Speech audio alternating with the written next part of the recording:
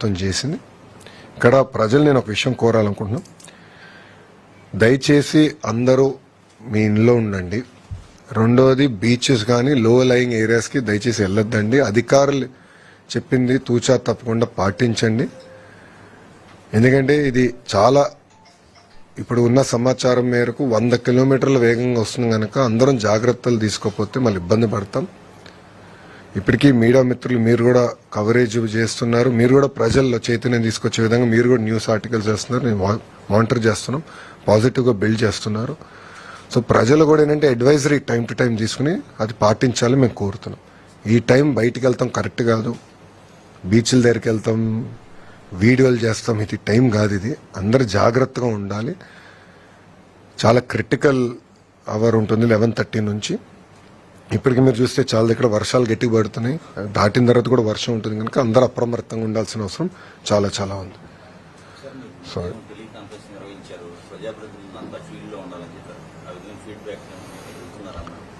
ఇప్పుడు పొద్దున గౌరవ హోంమంత్రి గారు మేము ఇద్దరం కలిసి అందరితో ఎమ్మెల్యేలతో, ప్రజాప్రతినిధులు, ఎమ్మెల్యేలతో, ఎంపీలతో కూడా మాట్లాడాం.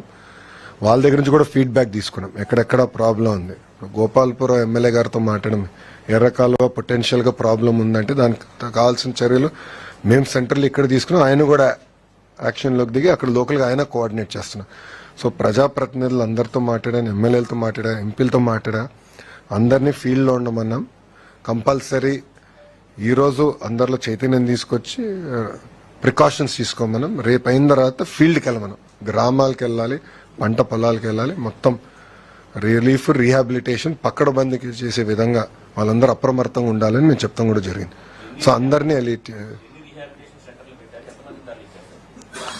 మీరు చూస్తే ఇప్పటికీ సెంటర్స్ వచ్చేయగల, నేను చెప్పాను మళ్ళీ రిపీట్ చేస్తాను, ఇవాక్యుయేషన్ వచ్చేయగల ఏంటంటే 1238 గ్రామాల్లో ప్రోయాక్టివ్గా అక్కడ హై రిస్క్ అంటే ఓల్డ్ ఏజ్ కానివ్వండి, ప్రెగ్నెంట్ ఉమెన్ కానివ్వండి, వాళ్ళని మేము తరలిస్తాం జరిగింది. 1906 టెంపరవరీ రిలీఫ్ క్యాంప్స్ ఏర్పాటు చేస్తాం జరిగింది.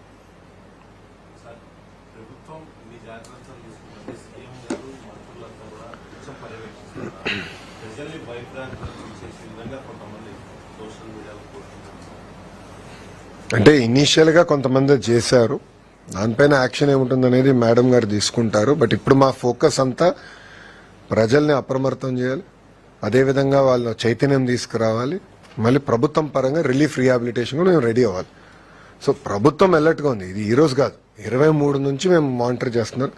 గౌరవ ముఖ్యమంత్రి గారు స్వయంగా మానిటర్ చేస్తున్నారు. ఇప్పటికీ 12 సార్లు రివ్యూ మీటింగ్లు కానీ, టెలికాన్ఫరెన్స్ కానీ, వీడియో కాన్ఫరెన్స్ నిర్వహించారు.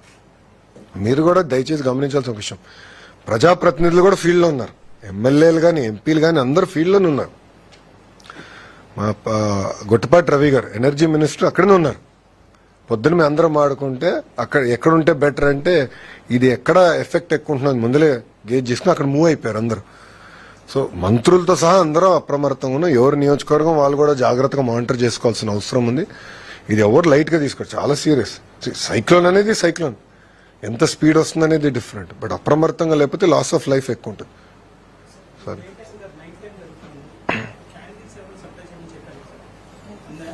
అది ఆల్రెడీ ఎక్కడైతే ఎక్కువ ఎఫెక్ట్ ఉందో అక్కడ ఆల్రెడీ ప్రిపేర్ చేసాం. బట్ మా లక్ష్యం ఏంటంటే యుద్ధ ప్రాతిపదికంగా కరెంట్ రిస్టోర్ చేస్తాం. That is the first priority. And మాకు